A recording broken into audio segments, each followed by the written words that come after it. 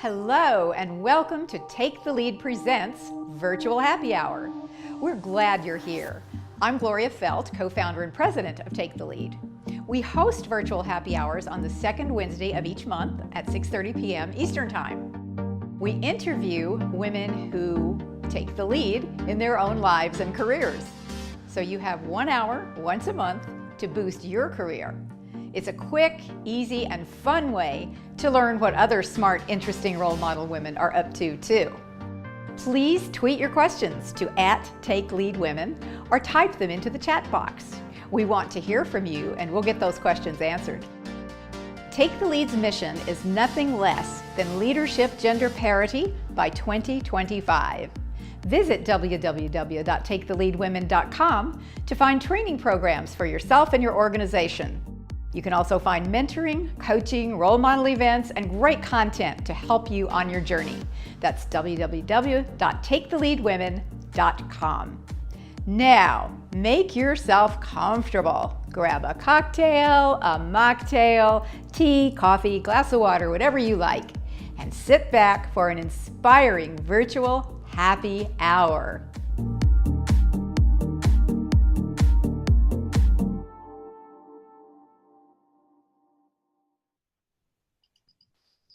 Well, hello everybody and welcome. So happy to see so many people with us today for our virtual happy hour. You know, April brings tax day and it brings equal pay day, but it's really unequal pay day. It's the day of the year that we recognize the fact that women on average have to work 20% longer than men before we start receiving an equal amount of pay. And for women of color, it's even more, there is even more discrepancy because it's not until November 1st that Latinas, for example, finally reach that equal pay day. And all other women are kind of spread out over the year. So we know for sure that pay parity is very closely linked with leadership parity. And we are going to talk about our favorite topic, how we get to leadership parity by 2025. We called this today Beyond the Dream of 50-50 parity. So we want to get there and then we want to really be able to celebrate what happens once we have equal leadership, equal power sharing between the two genders. It's a world changer. We are going to talk today with three guests that I am so excited to have all together in one place, well, virtually in one place anyway. And that's because we're going to span multiple different disciplines. So we're going to talk with Coover, who is the executive vice president and co-founder of Isagenix. So we're talking business and economics. We've got Tiffany Shlain, who is the founder and the filmmaker par excellence of all things 50-50 Day, which she'll be telling us about. And so we have media, and we have Glynda Carr, who is the founder of Higher Heights for Women. And most of the time she's upright, but kind of right now. Oh, it moved. See, it looks good. Hi there, Glynda. That looks great. That's fantastic. So we have some great freebies for you too this month. You know, we do these virtual happy hours every month. And so we've got some great freebies for you this month. For example, yesterday we created a Step Up to Your Equal Pay. A wonderful Step Up to Your Equal Pay Day game, 5 power moves, got to get that title correct. And it's yours with registration for this webinar. So you'll be able to download it. You'll see the link to the right of your screen. And there are some other things that we thought would be helpful resources for you. We wanted to provide you a link to the article that was done in our Take the Lead This Week newsletter, which is you get 3, if you sign up for it, we have 3 original posts every week by our fabulous editor, Michelle Weldon. And this week, of course, she did one that offered 8 tips for getting to equal pay. And there's also an article that many women will find very useful, which is a question about, does the trend to going gray make a difference in whether you get hired or not? So that's kind of interesting stuff. And then she has a post about a young, a young entrepreneur that was just raving about, who founded her blockbuster business on the advice her grandmother gave her. So there will be links, There will be links to this week's posts right beside your screen so that you can download any and all of them. And of course, you can subscribe to our newsletter on our website, taketheleadwomen.com. Taketheleadwomen.com. Remember that? So, you know that the business case has now been clear for a long time that having more women in leadership is a good thing. That, in fact, it elevates profits by an average of about 15%. It increases the return on investment. There are many, many good reasons for having equality and parity in leadership. However, we also know that women have been stalled at about 20% of the top leadership positions across every sector for about 2 decades. Now, I don't know about you, but I'm feeling a great groundswell of change right now. And that may be something that we get to talk about because there's change in the air, there's wind under our wings, and we have to take that moment and really use it. But right now, what they're predicting is that it'll be 100 years. It'll be 2118 before we actually reach leadership parity. And we just can't make that happen because, well, as I always say, I've been an activist for women for many years, and if I could live another 100 years, I'd love to, but it's not likely. So we have to get it done while I'm alive to see it. That's just all there is. I want to remind you that you can tweet in your questions or you can put them in the chat down at the bottom. I see we're already getting some chats and we've already had a bunch of questions from people. And so we're going to have lots to talk about today. So I want to jump right into it. And what else can I tell you? I think that's all the things I needed to tell you right now. So I'm going to move on to share a little more about the bios of each of these amazing women today. And then we're going to jump in and ask each of them a question that I love to ask, which is, how did you get to be you? How is it that you're doing what you're doing? Where did you get that passion? Where did you get that? What was your path? And I know that's what we always want to know. So, all right, so let me start with Tiffany. Tiffany Shlain is an Emmy-nominated filmmaker. I can't ever say that. Speaker, and she actually created the Webby Awards, if you're familiar with those. She runs Let It Ripple Film Studio, and that's in San Francisco, and she creates the global events of various kinds. She did a character day, has done that now for how many years? 2 years? 3 years? No, we're on our 5th year of that. Oh my gosh, 5 years of character day. And more recently, starting last year, 50/50 Day, which Take the Lead was thrilled to participate in and will be participating in again this year. So last year she had 11,000, I think, events globally. This year, how many will it be, Tiffany? We're at 30,000, and we usually get a lot in this next 2 weeks. So those happen in all 50 states and in over 60 countries. So they're all on the same day talking about what it's going to take to get to 50/50. They're watching. We now have a new film premiering, but we have this 20-minute film that Gloria's seen called 50/50. And then we have amazing speakers and resources and discussion kits. So we're really excited. It's 2 weeks away. So if there are companies or there are groups or individuals who haven't signed up for it yet, they'll be able to do that. We'll tell them all about that before we're done. Now, I have to tell you a funny story. The last time I saw Tiffany, I was walking into the Brooklyn Museum with a friend, and I turned around and I saw Tiffany going in the door, and I introduced her as my genius friend. And she got this, her eyes went like this. And she said, "How did you say that?" And I didn't know that she actually was just at that moment had been notified, or just shortly before that had been notified, she was in fact winning a Genius Award. That she was, so for an upcoming book, the Albert Einstein Foundation is publishing. Tiffany is going to be one of the, or is, I don't know if it's published yet, one of the 100 visions for the future. So congratulations on that, Tiffany. And all the many other awards that you have won, and the places you have spoken, and the things you have written that we don't have time to talk about today. We're gonna, you can toot your own horn in a minute if you want to, but that's all. That was good, thank you. All right, okay. Now, Kathy Coover is, as I said, co-founder and executive vice president of Isagenix. And she's a super influential health and wellness champion. Absolutely. Across the board. I mean, she's so inspiring, motivational speaker, and she motivates. How many people do you have that you motivate all the time with your speeches? We have and your 600,000 active associates. Yeah, that's just That's incredible. And the company has grown really fast, right? It started in 2002.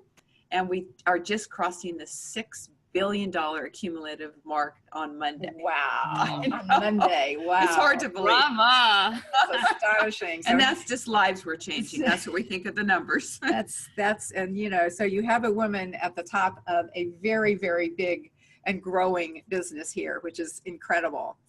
And before that, before she came to Isagenix, she was already a top earner in a couple of other similar kinds of companies. So she came with a wealth of experience, but you'll hear in a little bit her story. That's not where she started. No, that's not where she started. And you'll hear about that. So welcome, Kathy. And thank you for hosting me in your office. Absolutely. We're in Gilbert, Arizona, in case anybody's interested.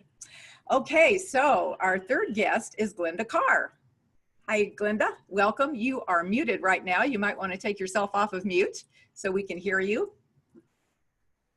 Excellent. Wonderful. So Glynda is the co-founder of Higher Heights, an organization that is dedicated to building the collective political power of Black women. And it's a nonprofit organization. They work with women from the voting booth to elected office to leadership on a wide range, a wide scale of leadership issues. Glynda has been an advocate and a political strategist for several different organizations, having been the executive director of Education Voters of America of New York, a leading independent voice for school reform in the state where she had become New York's youngest African-American woman to run a statewide advocacy organization. So that's a big deal. Glynda has had senior management positions in other organizations as well, including the Thurgood Marshall Scholarship Fund and Big Brothers Big Sisters of America. Great organization, a great organization. And she does a lot of speaking and training, and she uses her voice on behalf of her cause beautifully in all kinds of different outlets. So I have a first question that I'd like for each of you to answer. And if you can do it in 1 minute, I know it's hard, but try to answer it quickly. But this is the question that I find most people really want to know. How did you get to be you? How did you get to be who you are? What makes you so passionate about what you're doing? So, Kathy, since you're right here, why don't we start with you? Oh, I'd love to start. And thank you for doing this. It's really exciting. So just a little background on myself. I was a dental hygienist and my dad was a dentist. So I jumped in and did that for 18 years. And I loved my profession, but I was totally burned out. I couldn't do it anymore. My husband wanted me to go into direct selling. I didn't do it because I was scared to speak in front of the room and things like that. But I did jump in and I went for it. And I was very fortunate to become the top income earner in that company and impacted a lot of people's life. I got so passionate about helping women and families really achieve their goals and dreams. I did it again. I built another one, and then I did it again and built another one. And I had been let down. And I think it was being let down that turned me and my husband into creating this company, Isagenix. And we wanted to create a company that was all about the people, something that would impact people's lives. And my personal goal and mission and vision is to impact world health, but also help free people from physical and financial pain and help women to create more 6- and 7-figure income earners for women than any other company. And it's happening, Gloria. It's so exciting. It's very, very exciting. And it's impacting all those lives that gets me up every morning, gets me charging. And I think it was those failures in the past that just made me do it. Oh yeah. Oh yeah. I want to just say one thing about the way you introduce yourself, which is that women will almost always say, I was lucky. Mm-hmm. And not that I was smart. Yeah. And I did it because I worked my butt off, but I was lucky. So I know that there's always a little luck, but I'll bet you it was a lot more hard work and smarts. Started with 7 employees. Now we have 1,000 employees. Well, that's amazing. Glynda, what made you be you? How did you get to be you? Why are you doing this work? Well, I am the great-granddaughter of Carol Lee Dickens. She was born in 1895 and died shy of her 100th birthday. See, she dreamt a dream bigger for me and my brothers than we could have imagined. She imagined a world that had no glass ceilings or walls that would confine us as African-American children. Here's a woman that had a third grade education, didn't have a right to own property, had little career opportunities, didn't have a right to vote for most of her career, but she used her voice to advocate for her daughter, my grandmother, my mother, and me, so that we would be able to elevate our voices. So that's what draws me to the work, to lend my voice to elevate Black women's political power in our democracy. And, you know, my family was politically active. My parents were great. They always gave me some great piece of jewelry on a major birthday. I own none of that. Either I've lost it or it might pop up one day. But what I do remember is on my 18th birthday, my mother put me in her car and drove me down to register me to vote. And until the day she died, she called me and my brothers to ensure that we vote. And that's what Black women across this country have done.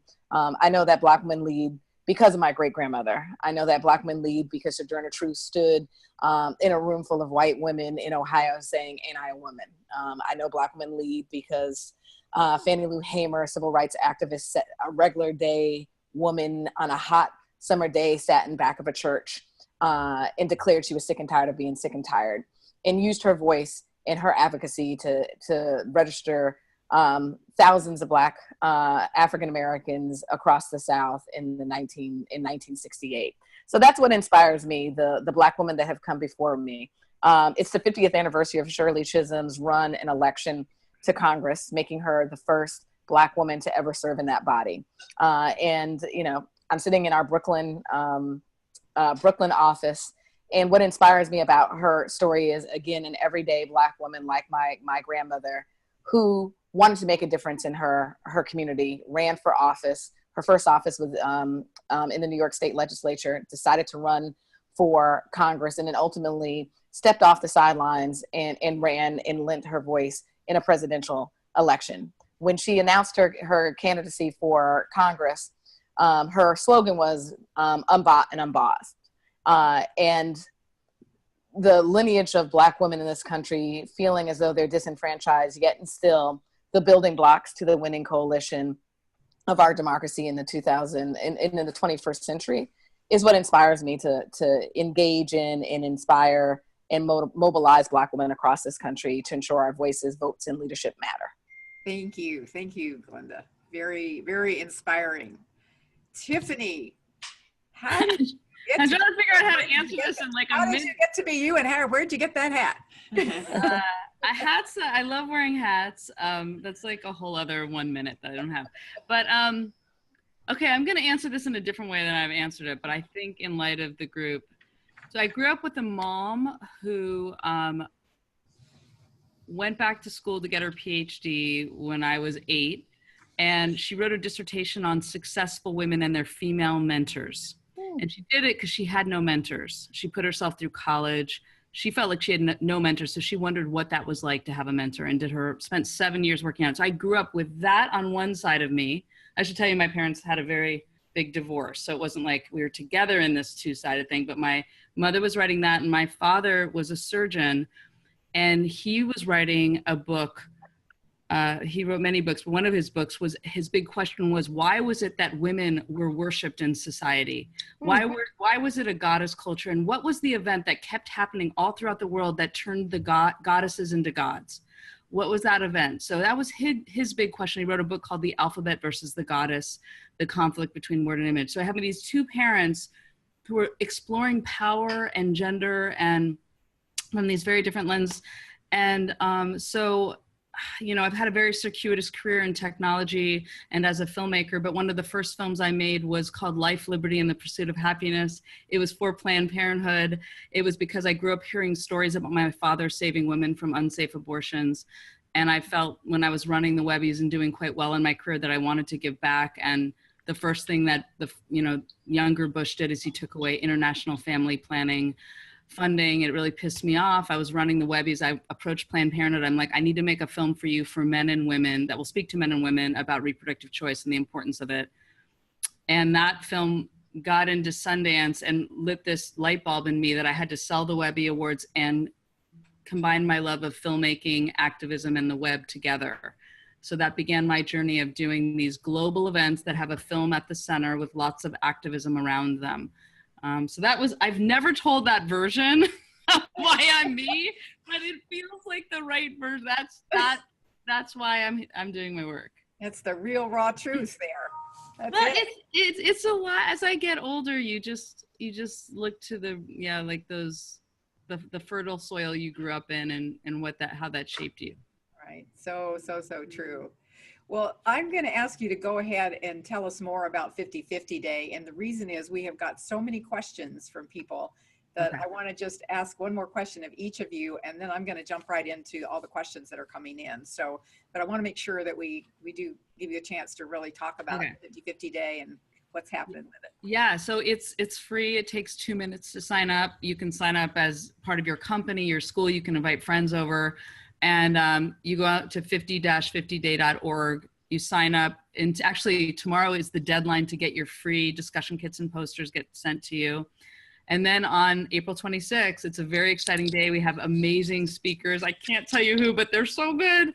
And then we have a global, everyone's having their own separate events. So 30,000 events, and they're linked all together, very much like the Zoom, but with, Gloria has spoke with us before. So we unite all the screenings with speakers and people have their own discussions. We're premiering a new film that is launching this big pledge tool. We're having people make specific pledges this year, and we're going to be following up with them. So whether they're a parent, an individual, an employee, here's 5 specific things you can do to get to a more gender balanced world.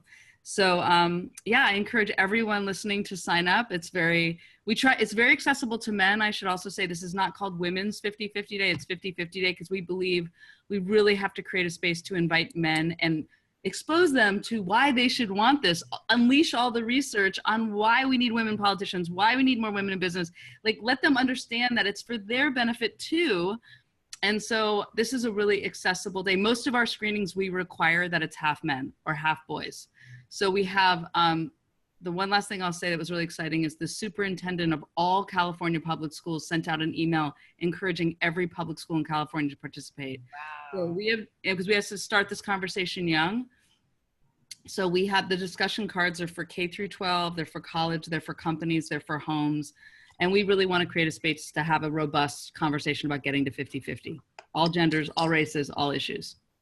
Well, and I'll just repeat that I think people can get a link so that they can get see the films, and so that they can get to your website, and I'm glad to know that they just have one more day that they can to get all the free stuff. Free materials. So that's good. This is great that we're talking about this today.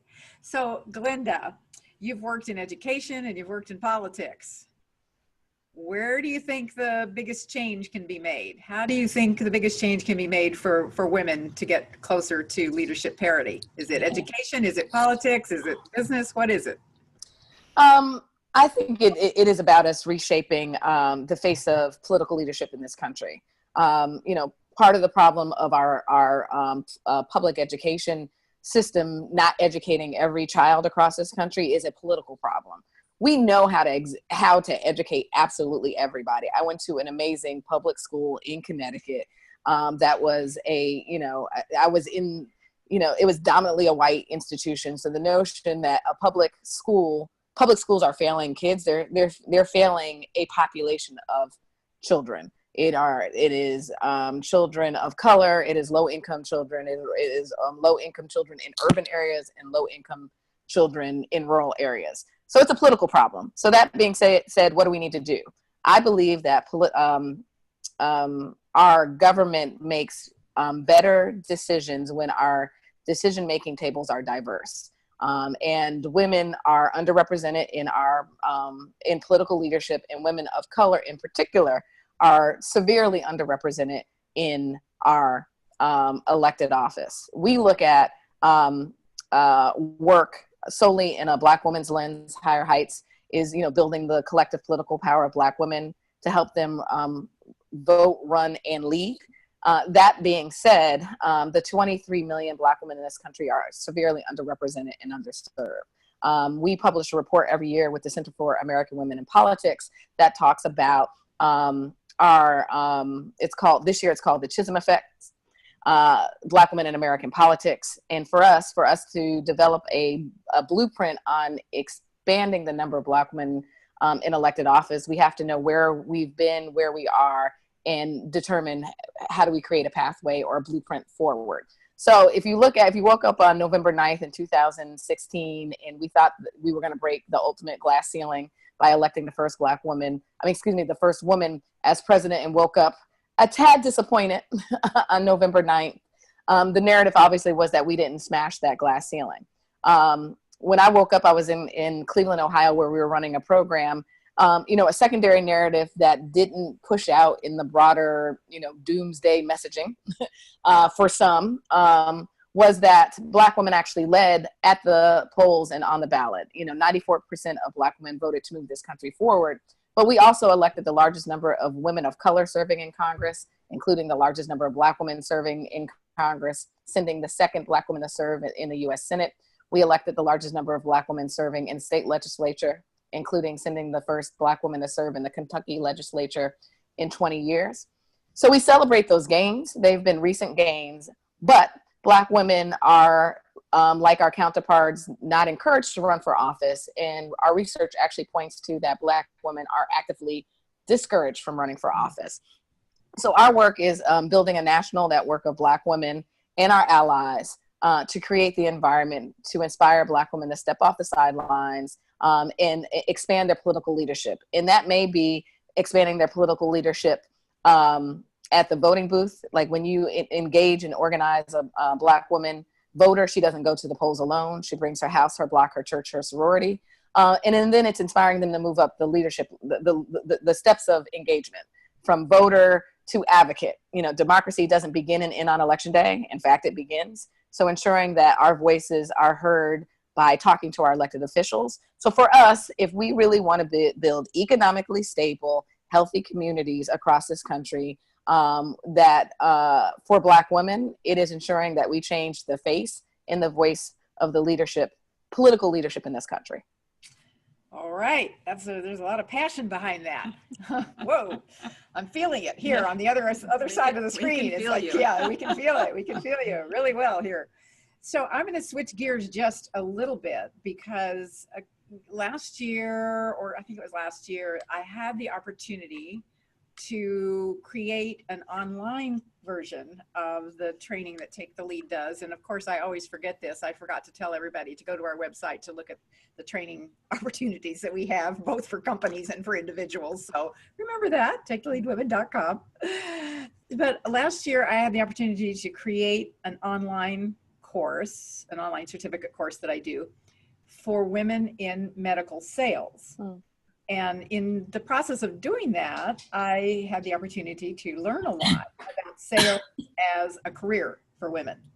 And there were things I simply did not know. I didn't know how highly paid sales jobs are in general, whether you're male or female. I didn't know that women excel in sales for a variety of reasons that maybe you can share with us. But I did read a study just today that said women close on their sales 5% more than men, more often than men. That's not a huge amount, but it's enough to make a significant difference. And that there are many aspects of sales careers that are particularly attractive to women. So Kathy, would you speak to us about all of those things? I would love to. Well, sales is very exciting. But I think when you choose a profession in sales, it needs to be something that you're really, really passionate about, something that gets you up in the morning, that you jump out of bed, that you're excited, that you want to change people's lives. And, medical sales are great, but it's grueling. It is grueling going door to door and doing all that. And the reason that I chose direct selling is because, you can create your own business, you can work from your home, you can be with your kids, and, you can create that income that you want. And I think that women are so passionate about what they do, and they want to impact people's lives. They want to make a difference. And when you're looking for a sales career, I highly encourage you to get something that you're so excited about that you can't stop talking about it, that you just exudes from you. And it is not work. It becomes your life work. And that's what this has become for me. You know, really, it's, you know, I mean, I really don't need to work another day in my life, but I do it. I'm up at 5:30, I'm working till 8 o'clock tonight because I love what I do. And I think that's for women. They have to love what they do. They have to be passionate. Then they'll go for it and they'll do whatever it takes. They're used to doing whatever it takes. And so I think sales is a perfect profession for people. And I love direct selling because more women, more six-figure earners are from women in direct selling. There are more six-figure earners than any other profession than in direct sales. And that's a clue. I mean, that's pretty exciting. Yeah, I don't doubt that. So thank you. I really think that's a piece of information that women tend not to know. Right. And tend not to think about as much in terms of a career path. So, all right. Well, we have a lot of questions from people who have been tweeting them in for a day or two now. And so I want to get to those, but I think we're about at the halfway mark. And so I'm going to just take a quick minute to tell people, if you've just joined us, that you are here at Take the Lead's monthly virtual happy hour. And we're delighted to see you, delighted to have you, and that you can, in fact, tweet your questions in to @TakeLeadWomen, and we'll try to get to all of them this afternoon. I'm Gloria Feldt. I'm co-founder and president of Take the Lead, and our mission is nothing less than gender parity in leadership by 2025. And to do that, we provide training, we provide mentoring and coaching, we provide role model events like this one, and we provide thought leadership to help us shift the narrative in our own heads from a focus on the problem to a focus on the solutions. So mark your calendar for the second Wednesday of every month. It's at the same time, second Wednesday every month, 6:30 Eastern time. You know, we figure it's happy hour everywhere, sometime or another.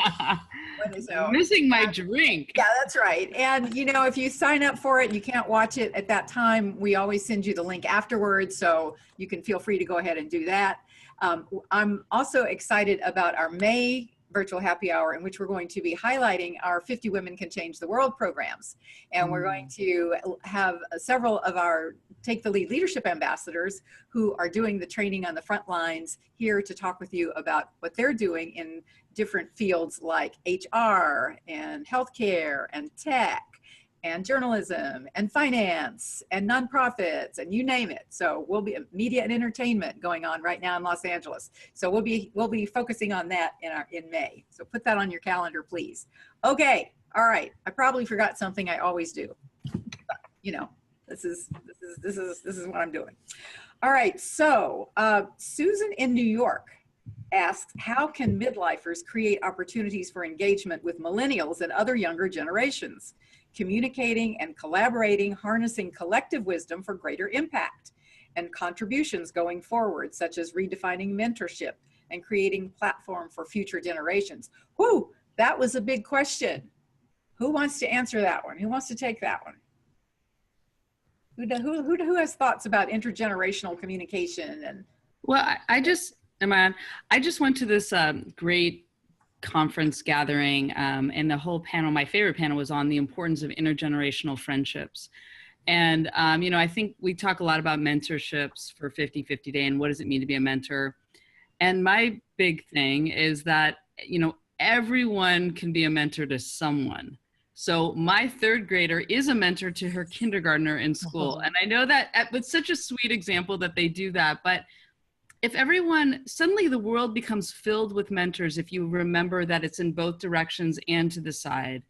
And I just invited this wonderful 80-year-old woman for dinner that I heard speak. And I want her to be my friend. Like, I loved her wisdom. I think we need to encourage that more, both directions, because I think younger people can be teaching older people about the, you know, whatever, it's the new technology or whatever, and vice versa. So the kind of two-directional and sideways, we need to think of a world abundant of mentors, and it's in every direction. And we need to both, I think, pick 3 people in our mind that we believe in, that we want to mentor, and then the other direction.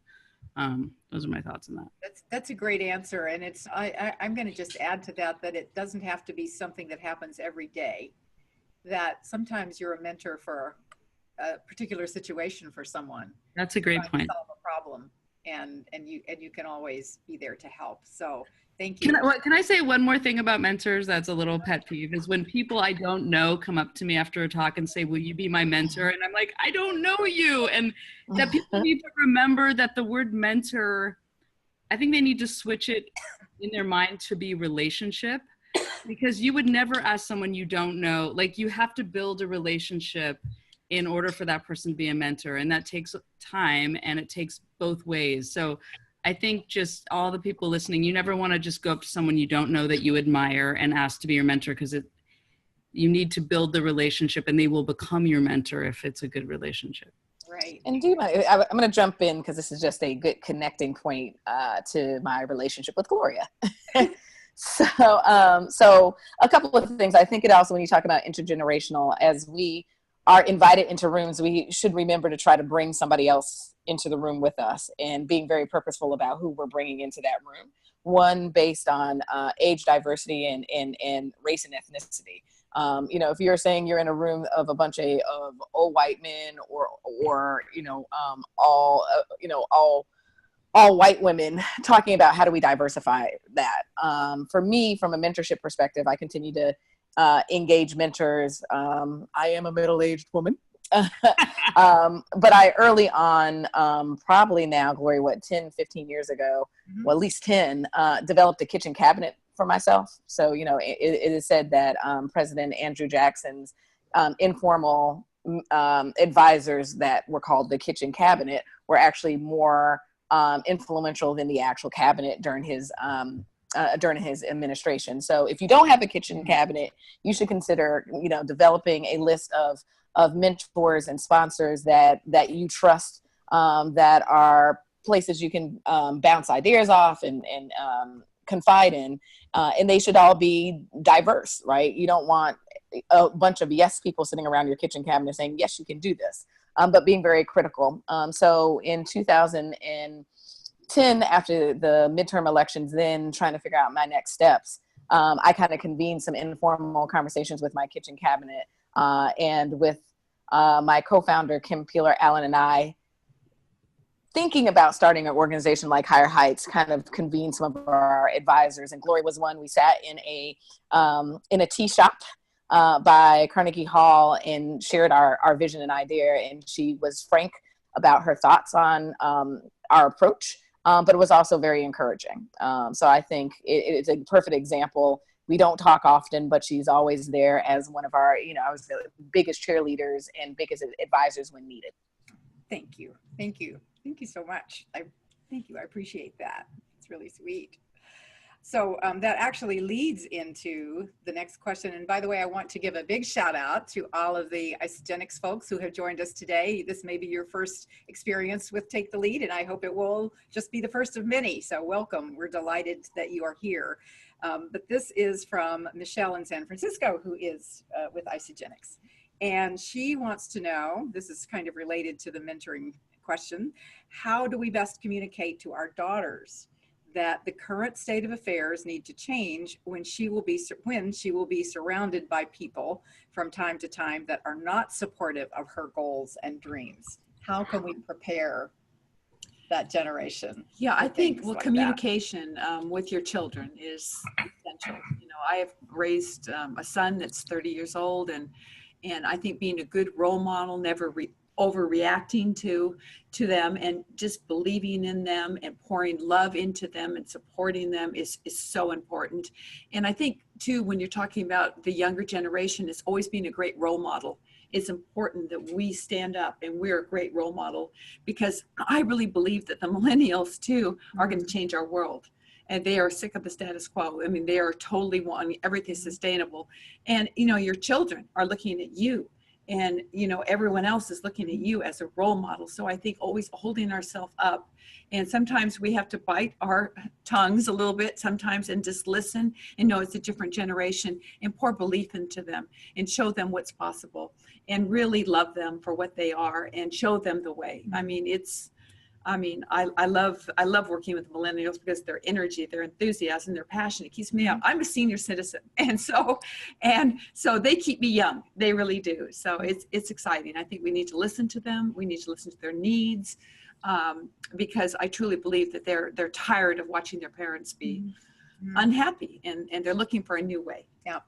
And in that, I want to kind of probe a little more deeply on the other part of this question, yes, which was about how do we prepare our daughters for a world the way I have looked at it, because, you know, I teach a college course every year about women, power, and leadership.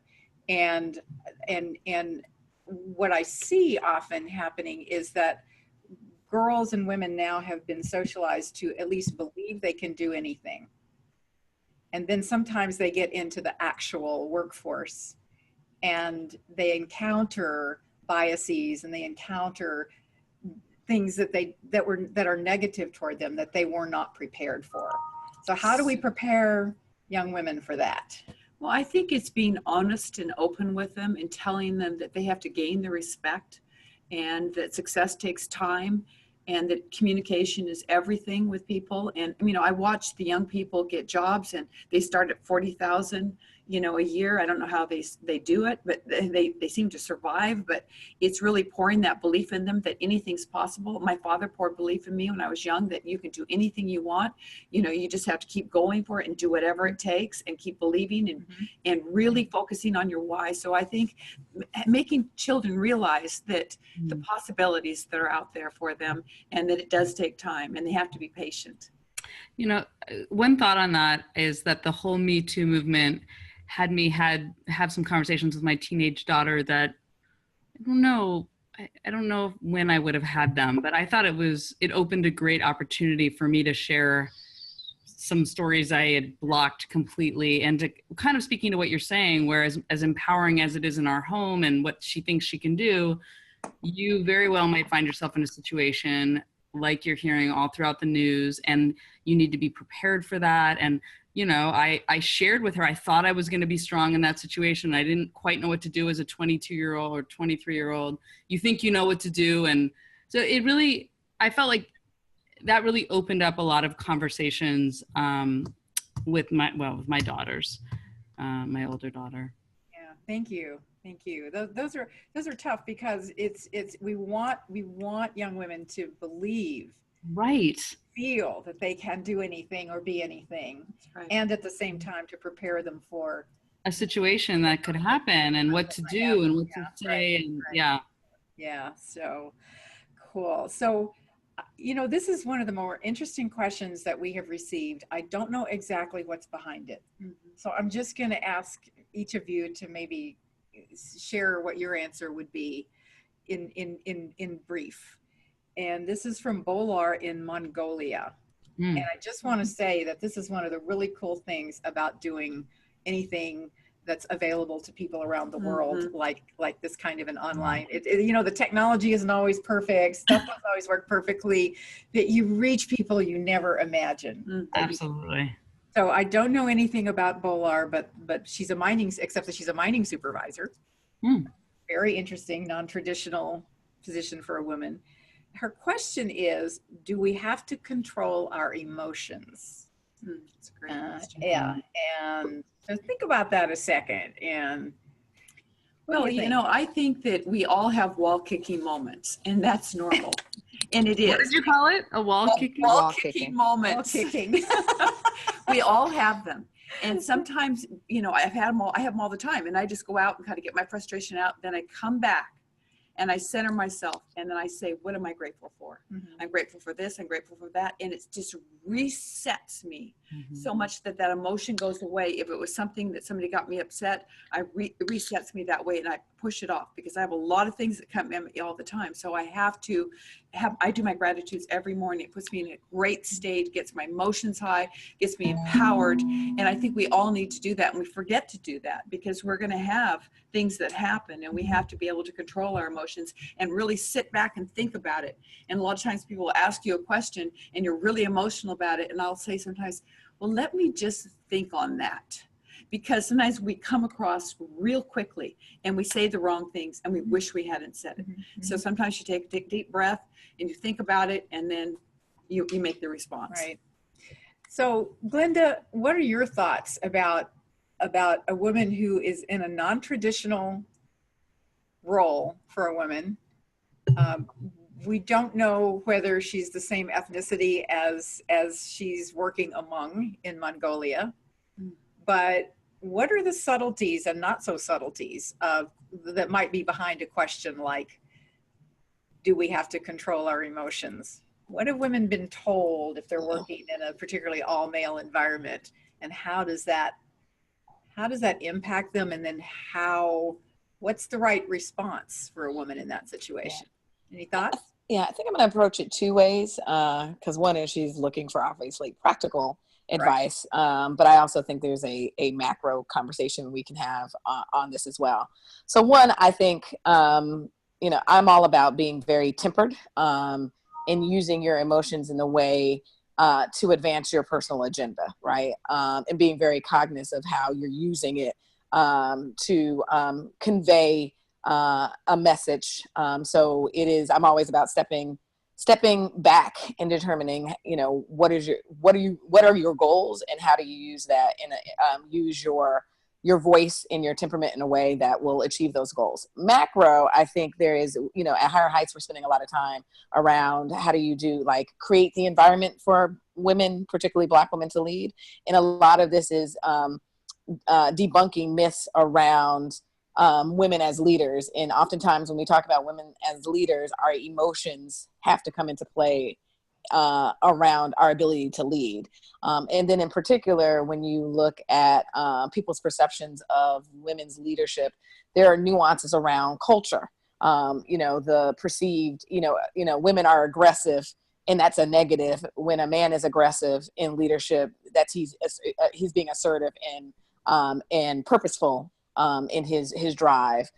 For women of color, and particularly Black women, when you hear assertion, it is often tied to then she's an angry Black woman. So I would say we need to push the narrative about emotions, because men have emotions, and for us to reshape the narrative about how do we use our emotions and passion, because oftentimes when even us being passionate ends up being negative. So pushing the norms on people's perceptions about women as leaders and how we bring our authentic selves, and our authentic selves are emotional people, and that should be something that's positive and not a negative. I love the concept of using emotions strategically. Yes. Being cognizant of what emotion it is that we're feeling and what we're exuding and how it can be used in a strategic way. I think you have something to say, Tiffany. Well, I love talking about it on the macro and the micro, because we do 50-50 Day, which is about the importance of gender equality and balance in society. And then we also do Character Day, which is the science of character. How do you develop who you are? How do you cultivate strengths and control emotions and build emotions? So we really feel like these 2 days they're on opposite ends of the year, but they're absolutely related. You know, how do we define power? Is empathy's power? I mean, women are amazing at reading emotions, and why isn't that valued more? And all of these things about redefining it. But on a more, you know, and of course men, and, you know, most men are taught to hide their emotions. But I find in all the work we've done with Character Day and all the research I read, I'm glad you mentioned gratitude, because that's just an amazing daily practice that I do. Whenever I'm feeling depressed or anxious, it calms my mind down to be grateful and write very specific things down. And actually, as a leader at my film studio, at the end of every week, I usually start it off, but for the core team, one specific thing that each person did that was great. It's our gratitude shout outs. And it is such a beautiful way to end the week. So everybody then does it. So, and it can't just be, you did a great job. Like, as specific, the better. And it's just been this wonderful practice we've done as a company.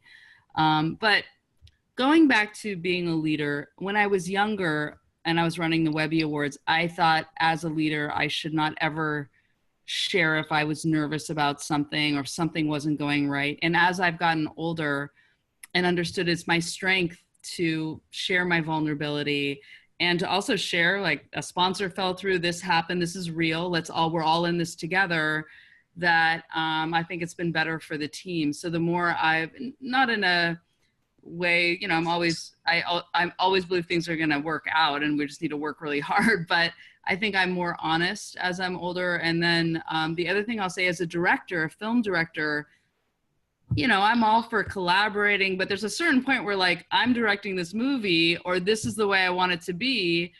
And I know as a woman that comes off as what you were saying, like if a man does it, it's one way. And if a woman's like, actually, I'm the film director here and I'm making a final decision, there's no more discussion.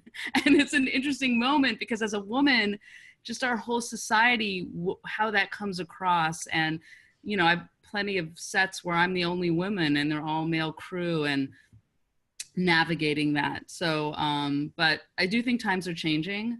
I think we are in a moment that hopefully we will push this momentum to further, but I think people are recognizing the strength and power of women leadership more than I've ever experienced in my lifetime. So hopefully they'll value emotions. That was a very long answer for the emotion answer.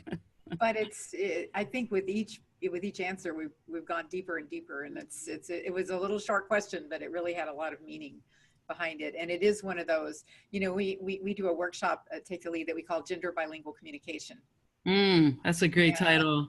It's one of those things where, you have to get men and women talking together because we do have different communication styles. It's not hardwired, it's all culturally learned, but it's there. And we have to learn how to do that for each other and understand each other. And I hate it, but we're coming to time for the last question. Oh my gosh. I'm looking at my phone and I'm looking at this and we've got all these questions and we can't get to them all. So I'm just going to do a round of one. Actually, Stephanie from Boise asked this question and it's so good because it's kind of the question that I wanted to end everybody with, which is your number one best tip. And this one was for Kathy, for somebody who's new to sales. But then we'll go around the virtual room and we'll see what your number one best tip is for whoever you want to give it to. So Kathy, what's your number one best tip for somebody starting out? I'm ready for this one. Because we are all selling something. Out. We're all selling something. Well, I think number one, like I stated, you have to be very passionate about what you do, very excited about what you do, and love what you do. And I would say that you really need to know your material and know why you're doing this, because your why will push you forward to create those sales, to do that for your family or whatever it takes. But I truly believe that everyone has the ability to go to the next level if they do what it takes, if they do whatever it takes. There's several different type of people out there. Some will say, I'll give it a try. But if you say, I will do whatever it takes that's legal, ethical, and moral to do this, I really believe you can. And that's for me. That's what happened. I was going to do whatever it took. I didn't care what it was. I was going to be successful. I was going to go the extra 9 yards. If I had to get up earlier, I was going to commit. And then, really helping people fulfill their dreams. What in sales, how can you help that person? It's the helping that person. It's not about you in sales. It's how can you fulfill their needs and goals and dreams. And I think once you do that, the sales comes easy. So you find out what they want, what they need, and how you can help fulfill that. Beautiful, beautiful. Glynda, what is the big takeaway you would like to leave people with?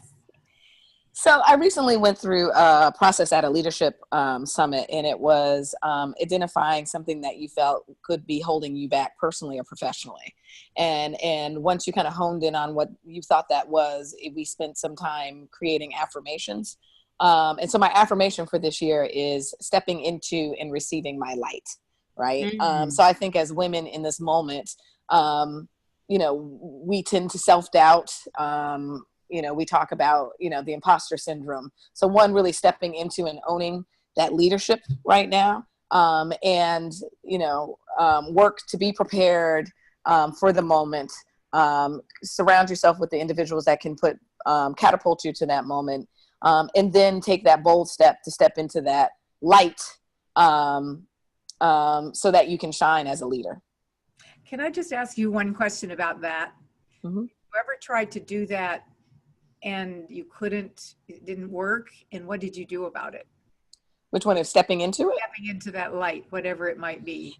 And and for me, my interpretation of it and kind of what I'm putting into the conversation today is for the participants today to visualize what that means. For me, women aren't risk takers. So the whole notion of stepping into the light about being able to be less risk averse and being okay that if you're stepping in and it doesn't, your desired outcome doesn't happen or you actually fail, that you can still kind of dust yourself off and still kind of continue to step in. You know, our male counterparts will start organizations, start companies, projects, fail, and be okay with like lessons learned, dust off, act like it never happened. And oftentimes we don't even decide to step in and take the risk. And then once we take the risk and it doesn't, the outcome isn't the desired outcomes, that we call away from stepping back into that light. Passion, think about the other person's needs, what they need, step into the light, take the risk. Tiffany, what's your big takeaway you want people to have? Handwritten thank you notes. I am telling you, Yeah, she's right. from the beginning of my career to today, it's even more important. If there's someone you admire or that really helped you, write a handwritten thank you note. I was going to say something else, but I think that's on our time. And I think being really specific, again, specific with the gratitude to people, specific with appreciating people's strengths, and specific in the thank you note. It matters. Do it.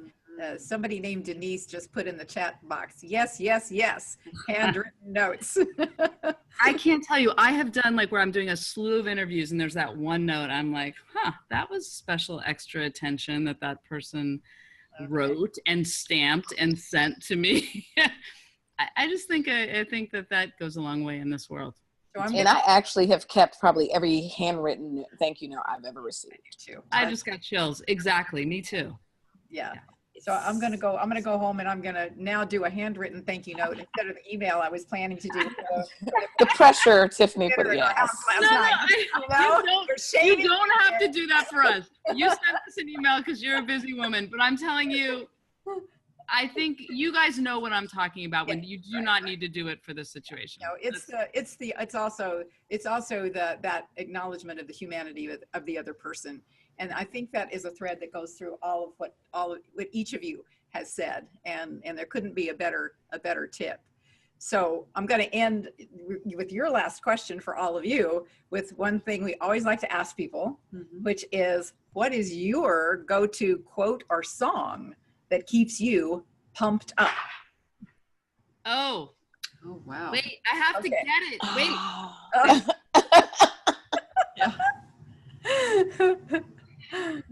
Well, she's getting her note. Well, you know, I have a couple quotes. I love Les Brown, and he did a presentation, something I never forgot. And he said, his quote was, if you do what's easy, your life will be really hard. But if you do what's hard, your life will become easy. And I get up and fired up by listening to high energy music, no matter what it is. I mean, I have it on my computer. It fires me up, gets my energy up, and everything is energy. It really is. It's enthusiasm. So I love Les Brown, and I'm grateful for that he said that, because I use it all the time. Oh my God, I love that quote. I'm always trying the impossible. That's my new, okay, can I show you mine? Because I'm in my bedroom because my daughters are downstairs. It's like spring break. I'm in my bedroom. I hope you couldn't really see, that's my bed. But where I brush my teeth, this is what I look at every day I brush my teeth. I literally, it is in the mirror before where I brush. I'm just like, Yeah. Don't take anything for granted. It's by Benjamin Disraeli. And I look at that twice a day. That's amazing. It's great. Good to know you brush your teeth twice a day. Good. I know, I was about to say. Good oral hygiene is very important. Glynda, what is your quote or song that gets you pumped up? Oh, you would think being the last, I would have something. I think it's a combination of two things. It kind of connects. So it is the Maya Angelou. I still rise. Why can I still rise? We rise. And yeah, I still rise. And that's tied to my song that I'm hooked on. Not necessarily because it was covered by an amazing youth choir in Baltimore, which is Rise Up by Audra Day. So. Yes. Thank you. Well, I just want to thank you, Glynda. Thank you, Tiffany. Thank you, Kathy.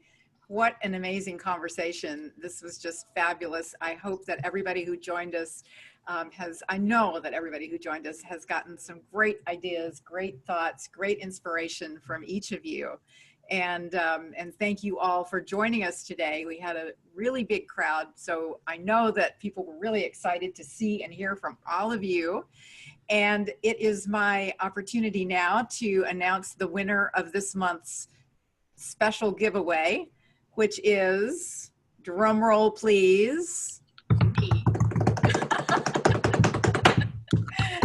So they give me away every month, and one person who signs up for the virtual happy hour, I get a chance to have a mentoring hour on the phone or Zoom with that person. And wow. Special Can I get that? I know. If you win, you have to be the winner. So, you got to sign up for the virtual happy hour and then get your name drawn. And so everybody wants to talk to somebody who is also fired with the passion for gender parity and for women to succeed in this world. And it's a great honor and privilege for me. And our winner this month is here in Arizona, which is double cool. Her name is Yanilda Rivera. So Yanilda, we will be in touch with you to schedule a time for us to have our mentoring hour. And I really look forward to that. Wow.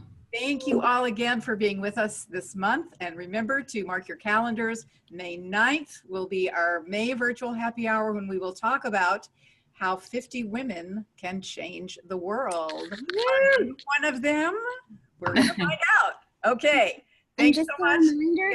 Thank you. What? 1 second. 1 second. The voice of God is here. Oh, the voice of God is here, sometimes known as Rhea. Yes, I just wanted to say, Kathy, you have a special. I do. I'm do so have. sorry. It's all right. I know Yes. we were out of time, but we do have a special offer. If you'd like to try our amazing products, what we can do is, if you send us an email to corporate affairs at isagenixcorp.com, it's right there on the screen. We're going to send you a $25 off product coupon on your first order and on your second order. And this will expire June 30th. And our products are for energy, performance, weight loss, healthy aging. We have everything. Oh my gosh, I need all of it. I know. I take them all. Thank you. And I apologize. I told you every virtual happy hour, I forget something important. That's all right. So that was it. That was a big one. So thank you all again, and cue the outro. Thanks for joining Take the Lead Presents Virtual Happy Hour. Be sure to tune in again next month. Remember, it's the second Wednesday of every month at 6:30 p.m. Eastern Time. 1 hour, once a month, to boost your career. Until then, power to you.